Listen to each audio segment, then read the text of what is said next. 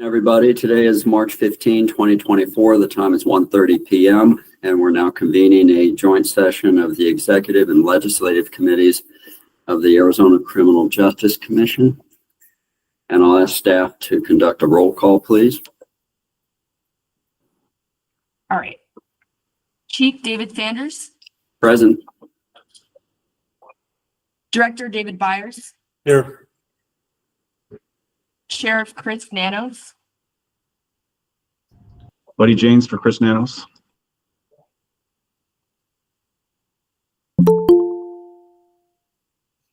Gene Bishop.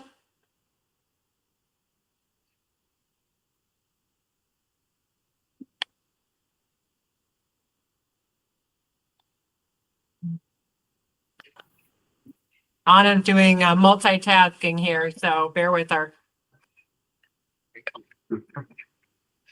Okay. Yeah. Chief Kara Riley. Curtis Hicks for Chief Riley.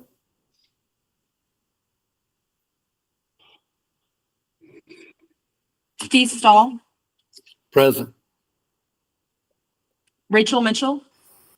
Rebecca Baker for Rachel Mitchell.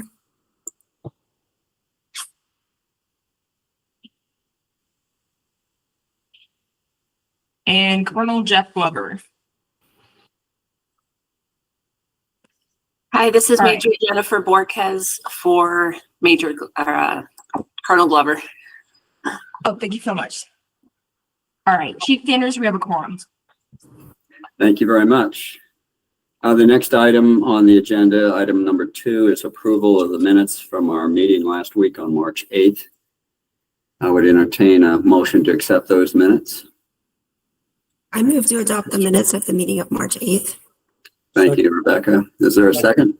Mr. Chair, this is Steve Stahl. I would like one revision where it was said attendance. It lists me as the chair of ACJC and I am the co-chair or the vice chair. I'm sorry. That would be my only amendment. Mr. Chairman, Chief Stahl, we will go ahead and make that amendment. Thank you.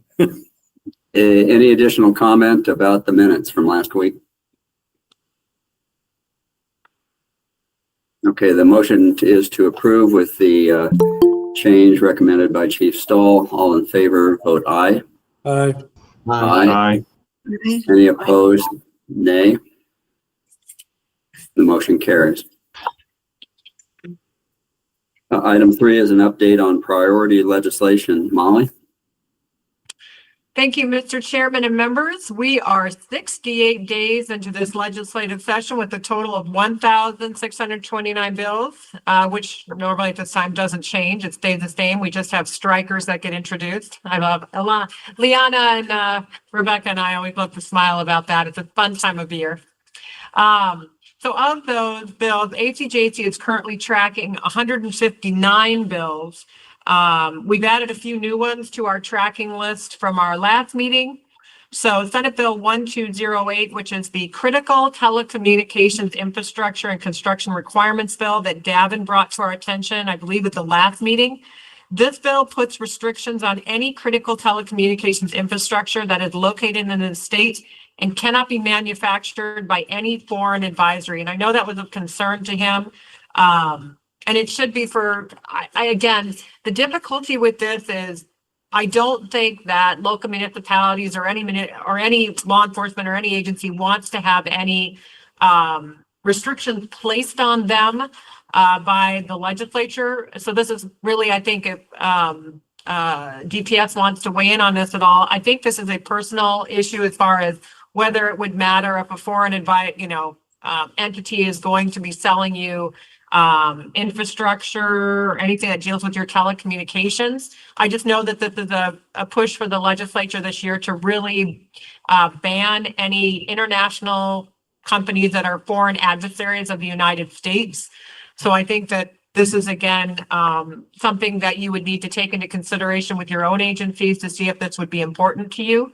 I just know that Davin brought this up as a bill of concern. This bill is moving and had its first read in the House. It's already made its way through the Senate. So I wanted to update you on that bill. And I don't know, hold on really quick, is it Jennifer? Jennifer, I don't know if Davin gave you any more direction on that or if there's anything else you wanted to provide as far as additional information on that bill? The only thing we talked about is basically the effective date to be compliant would be the concern. Any unfunded costs to replace the parts. There just hasn't been enough time that are they available in the US? But I mean, it is everything for servers, microwaves, vehicle routers, any IP-based equipment, radio transmissions that we do statewide. It'd be a huge impact to our department. Mr. Chairman and Jennifer, thank you for that. That helps provide additional information on that bill. Rebecca, Mr. Chairman, I believe Rebecca has her hand Yeah, up. Rebecca. Mr. Chairman, Molly, I think that bill, even though it moved out of the Senate, it was assigned to Commerce in the House, and it's not on the agenda for next week, and next week is the last week to hear bills. So unless it shows up as an amendment somewhere else, I think it might be mostly dead. Mr. Chairman, Rebecca, thank you for that. Yeah, thank you for that reminder too. Okay, any more discussion on that bill before I move on? Well, Okay. hopefully, this is Dave, hopefully it's dead. Has anybody done an analysis of the impact sounds like it would be catastrophic. I don't know if you could buy anything anymore without some parts from China. So does anybody know, did JLBC or anybody check in and kind of do an analysis of, even if it sounds like a good policy and thought, is it doable? And I'm seeing head shake no. Mr. Chairman, there wasn't a fiscal note done, so I don't think they've done that. Has this passed, Molly, with only Republican votes? Mr. Chairman, yes. All right. Well, if it gets done, then it will likely be a target of a veto. So, okay. All right, any more discussion? All right, moving on to Senate Bill 1216. This was brought to our attention by Rebecca Baker. This bill is the Government Employees Online Use Bill. Again, this prohibits any state or municipal government entity from monitoring the online use or personal speech of an employee unless that employee is suspected of illegal activity. It prohibits further regulation on this issue by a county, city, town, or political subdivision.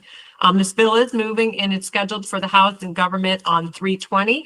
Mr. Chairman, Rebecca, is there anything that you want to add to that? I think you said there was an amendment. Mr. Chairman, Molly, I did email Molly an amendment that's been drafted. I don't think it's been posted yet. I know multiple people reached out to the sponsor with concerns. The amendment's pretty lengthy. Molly, if you could share it with everyone when we're done. It basically creates a bunch of exceptions to the limit on quote unquote monitoring, and it expressly allows agencies to investigate, to look into people's, online use and social media presence to investigate complaints. So I think the amendment resolves the concerns of my office. Yeah, personally, I would like to, I think limiting the investigation to illegal activities is maybe too limited. I've terminated people for unauthorized and improper use of the internet. For example, pornography. It's not illegal, but that's not what I pay people to do. And I've terminated people for that. So if it were strictly limited to illegal activities or alleged illegal activities, that could be problematic. Mr. Chairman, one of the exceptions in the amendment is it says that public entities may investigate if the employee is the subject of a complaint or allegation of improper conduct or a violation of employee policy that requires the investigation to determine the credibility of the complaint or allegation. So it's any allegation of improper use or Okay. violation of a policy. Thank you. Chief Stahl, did you have something? Yeah, Mr. Chair, she answered my question of allegation, which was what I was going to raise, but what about suspicion as a supervisor suspecting one of their employees? I suppose the supervisor could be the person that's making the allegation.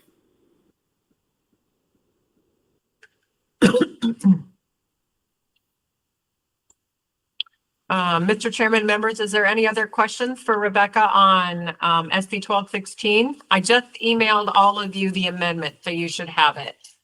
Jennifer, I don't think I have your email, so I didn't send it to you. I'm sorry. That's okay. If you need it, I can certainly get that from Davin and forward it to you. Okay. And Curtis, I don't think I have your email either, but I did send it to Chief Riley. Yeah, as long as the chief gets it, that'll be good. Okay, so with that, Mr. Chairman, we can move on to item number 3 on the agenda. Thank you. Go ahead, please. All right. So Senate Bill 1117, our bill has been assigned to House Maps on Monday at 2 p.m. Again, if you have not signed in support or neutral of the bill, we would truly appreciate your support in that. Last week, we heard from a stakeholder group who asked us to consider it a new amendment in order to get them to neutral. The amendment defines, and this is what I added, approved criminal justice agency means a criminal justice agency that has received funding from the Arizona Criminal Justice Commission to complete all necessary system programming to report data and that the commission has approved as ready to report. This was asked of us to clarify when an agency, to be really specific, they really wanted us to be specific as to when an agency is required to report. So that's why we put that amendment forward. Chairman of MAP, Chairman Payne, has agreed to run the amendment for us and will be introduced on Monday. Letting all of you know that I don't know if there's any questions, concerns about that.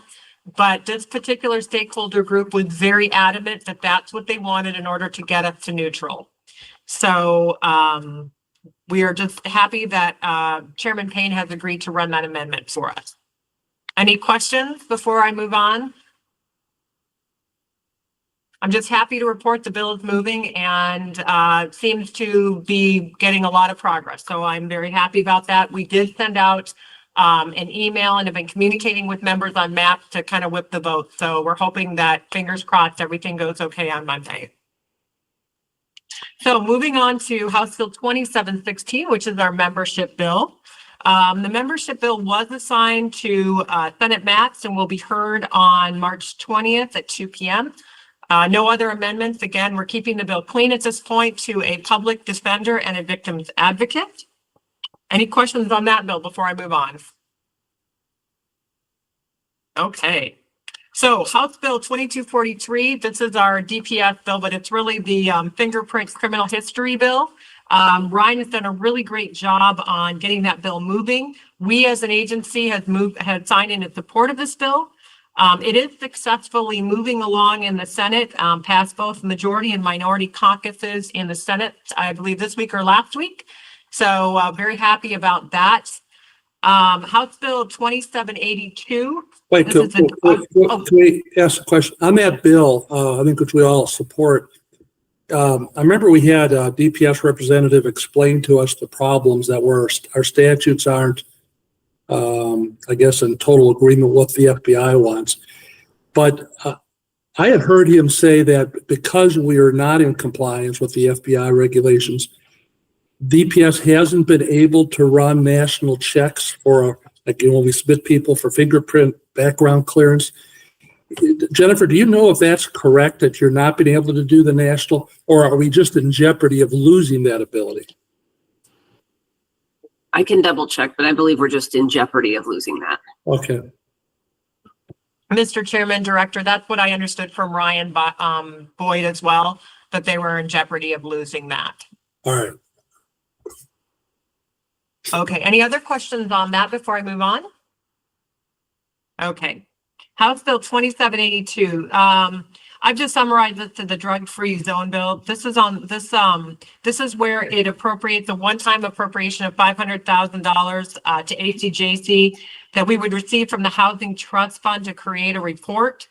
And I believe this was on homelessness. I should have written more in this. But on March 4th, it did fail House third read, but was brought back for reconsideration and received a due pass from the Committee of the Whole on 3/12.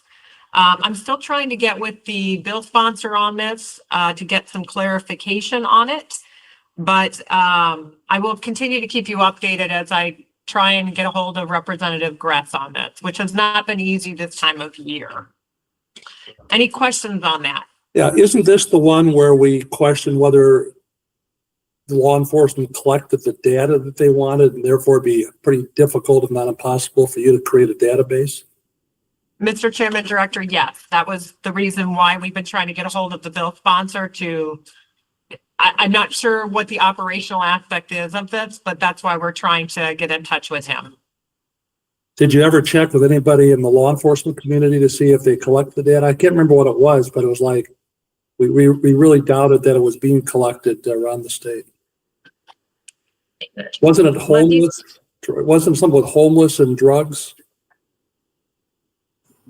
It required law enforcement to report the number of overdoses, I think, of homeless people, and then also criminal offenses committed by homeless people. Yeah. That's my recollection. Mr. Chairman, Director, yeah, I think it is. Again, it's a question we're trying to understand. I do think I know the background of why this was created and why ACJC was brought into it. And I'll just leave it right there. I could talk to you offline more about that later, but I think I have an understanding of why we were brought into this. Any other discussion or questions before I move on? Okay. I think that brings us to item number 4, Mr. Chairman. Yes, it does. Okay. So House Bill 2743, we talked about this last week. This is the Victims Compensation and Assistance Funds, where they're sweeping $400,000 from that program for the address confidentiality program. This bill is moving and is in second read in the Senate. It has been referred to Senate Appropriations and Senate Government. Director Lefevre has reached out to the Secretary of State's office to discuss this matter, and we still have not heard back from them. So we are going to continue to try. We are meeting with Representative Hernandez on Tuesday, the bill sponsor, to discuss the amendment. We are also working with stakeholders to talk with Representative Livingston to see if he will remove the amendment or find another source of funding. It's very confusing to us because 2 years ago, Representative Livingston is the one that agreed to give us the $10 million in ARPA funding and also agreed to have us get an ongoing $2 million appropriation. Now he's the one suggesting the sweep $400,000 because I don't have Director Lefevre here, but I do believe he's concerned we're not spending the ARPA dollars fast enough. But as Chief Stahl probably knows, because he works very closely with the Victims Compensation Assistance team, we spend funding in a sustainable way. And I think there's a belief that we should just be spending that $10 million quickly. It just creates an unstable fund source when they just want to go ahead and sweep $400,000. I don't know if Chief Stahl has anything he'd like to add to that. But we are continuing to fight this amendment, see if we can get it removed. Yeah, thank you, Molly and Chairman. In fact, we just had a meeting yesterday where we discussed the ARPA funding with victims compensation and discussed the fact that part of the reason why some jurisdictions are not using all of the ARPA funding right now is they don't have a designated person responsible for getting that money to victim comp and to get that money to the victims that is necessary, nor do they have the training. So there are some counties that are asking to give that money back. And so what we're doing this year is taking that money, which is about $300,000, and putting that into funding for personnel and training, so that these counties that are not consistently spending the monies will more consistently spend the monies necessary to better serve their communities when it comes to victim comp. And I hope that made sense in how I said it, but as I've been told often, this is not the state of Maricopa County where everything goes smoothly. This is the state of Arizona, where counties like Greeley County and stuff like that, their person in charge of victim comp is also the administrative secretary to the county attorney, and they don't have time to handle victim comp, which is why this year, right now, their total is 0 in victim comp. It's not a priority for them, and we want to help them make it a priority. So that's probably why the sponsor of this is seeing that money, is that it is not consistent across the state, but it's not due to the county attorney or ACJC. It's due to the fact that in the past, there has not been enough money to designate some of that money to personnel and or training in that area. Molly, my understanding is the ARPA money generally runs out in 26. You have to spend it or revert it. Is that the case in this money? Mr. Chairman, Director Byers, yes, that is correct. Yeah, that makes it really difficult for personnel. I've been through this with other ARPA things where we want to give money to a county to hire somebody, but they realize they're only going to have them for a year by the time they, gear it up. And then they say, now what do we do after the year? So I hope it works, but it could be problematic when you're trying to fund somebody for a short term. Yeah, Director, you bring up a very valid point, and in fact, that's part of this non-competitive grant that we're putting out is they have to have persons identified, and then we will pay their training, their time away, their training and everything to get them qualified for victim comp, so that this money can be spent by December 31st. So it's a one-time spending thing. And we believe we have a really good path so that there will be more consistency in the future for some of these counties. Good.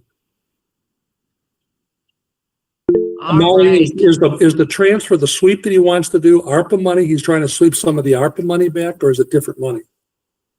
Mr. Chairman, Director, it is the ARPA funding that I believe he's looking to sweep. Rebecca? Mr. Chairman, Molly, I was just looking at the agenda and it looks like the bill did not make the government committee agenda for next week. So, it could always be withdrawn from government and just go through approps, but it's not on the agenda for next week. Mr. Chairman, Rebecca, I thought it was on there, but they may have done that because they're trying to get traction with this bill because of exactly the reason you mentioned, that next week is the last week for bills to be heard as far as in the committees. So my guess is they did have it withdrawn from government. I had not seen that. We've had a lot of conversations with stakeholders. Victims groups are definitely not happy with it, and we've been meeting with the governor's office on it as well. So it's difficult because we understand why the Secretary of State's office is pushing this bill, but I just don't think they understand the negative externalities that will result from sweeping that funding. Yeah, no, it definitely hasn't been withdrawn from government. It's still assigned to both government and approps, but it's not on the agenda. Okay. Yeah. Yeah. I just noted that it had been referred to Senate Appropriations and Senate Government. So you're right. I guess if it doesn't get a hearing next week, then yeah, Although, okay. if it's Livingston's bill, he may very well withdraw it, just move it to approps. But I know this sounds like, in concept of a very bad idea, but Molly, is there a possibility we're going to fight and maybe win on this one and then revert more than $400,000 of ARPA money? That it's going to be, I mean, from what I'm hearing, I appreciate what the committee's trying to do and people, but having done this myself and with the counties, I wound up with 50% of them taking the money and hiring people and 50% saying, no way, we're not going to add somebody. And then, the money's going to go away. So I just want to caution us to be careful that we're not fighting really hard to stop something. And then at the end of the day, we revert because we couldn't spend the money. Mr. Chairman and Director Byers, a very good point. Again, I know Chief Stahl is involved in the Victims Compensation Committee, and if Director Lefevre was on, he could probably speak a little bit more to the point. I just know there's been a very big concern about sweeping that fund, but it's point well taken, pushing really, really hard on it. And then if it can't be spent, then, that's problematic. I don't know if Representative Livingston will even be in the legislature in 2026. Maybe Rebecca and Liana have a better pulse on that, but I think he's looking to get up to Michigan to get to his home up there. So he may not even be in the legislature in 2026, but minds have short memory, so they may not even remember this bill a few years down the line. Who knows? Yeah. One other thought, does the money have to go to through a person at the local county? Could you do something regionally or even out of your office? Mr. Chairman, and I would direct that to Steve Stahl. Thank you for the question, Mr. Chairman and Dave. This has to go through the counties by law. Okay. It's too bad because, if you could get a person and do Graham Greenlee, several counties, it might be a lot easier to try to get each board to approve these people, even with the grant funds. But okay, good luck. Yeah, and to your point, the good thing about all the county attorneys is they have cooperated so well in this area that when one county is not expending the money and another county needs the money, they regularly come to ACJC, we vote on it at the committee, and they are reappropriating that money as needed. So in their defense, they have done a phenomenal job of self-policing and getting the money where it needs to go, because in the past, money has been so tight. And now, finally we have this one-time spending where we can spend it, and then the future budget looks much better so that they can keep these people in place, which addresses your concern of people don't want to hire them because they're only here for a year. Well, we now have the 10 million that will help us with a competitive grant in the future to keep people in place so that they can expend that money. So they've identified the people already, so they know that they can now spend that money to hire them. And two, they've already identified the training, so it's already in place. It's just a matter of sending them. All right, that sounds great. All right. Thank you for the discussion. Any more discussion on the House Bill 2743 before I move on? Okay, just a few other bills that have been, we've been tracking is Senate Bill 1003, which is the prohibition of photo enforcement. Again, on any of these bills, it's important to remember that this is the last week that bills can be heard. And this is the prohibition on photo enforcement. Again, this bill is moving with no amendment. A lot of people have signed in opposition to this bill. It did pass House second read and was assigned to House Transportation. I don't know if Liana is having luck. I can't get into Lola for some reason, but I don't think it got I don't think it has a hearing, so I don't think it's going to go anywhere. But just keeping everyone apprised, that was one of the bills that we had talked about earlier on. House Bill We checked 25 it, Molly. It's not going. Okay, so We that checked one's this probably, morning. yay, that one's probably done. House Bill 2593, this is moving, it's scheduled for Senate government on 3/14. This bill is the public records reporting bill. It has a number of amendments on it. But again, it's one we all need to be just paying attention to because it would put new requirements on us as far as how we need to report public records in the future. Any discussion on that? All right. So finally, the aggravated unlawful flight bills, which law enforcement has been really, they've been working so hard on this. And thankfully, they've got two bills that are fairly have been really successful so far. House Bill 2134 and Senate Bill 1408. Both are moving. The House bill is on Senate maps for 320, and Senate Bill 1408 did receive a due pass in House Judiciary. So they're making progress. We're hoping that bill, one of those bills, gets across the line because law enforcement has been hopeful about finally getting this done. With that, I will open it up to this group. Are there any bills or any additional discussion on anything that anyone would like to have before we conclude this section? Okay, with that, I conclude my legislative report, Mr. Chairman. Thank you, Molly. Good job. Item 5 on the agenda is a call to the public. Is there any member of the public who would like to address the joint committees? Mr. Chairman, we have nobody present and no one has sent an email or called in. Thank you very much. Item 6 is next meeting. Should we plan on a week from today? Mr. Chairman, let me look really quickly at the calendar. That would be the 22nd. Yes. And if everyone is amenable to that, we are available to do the meeting then. Okay, we'll schedule our next meeting a week from today, March 22, 2024. Thanks everyone for participating, and we will adjourn at 2:02 p.m. Thanks and have a good week.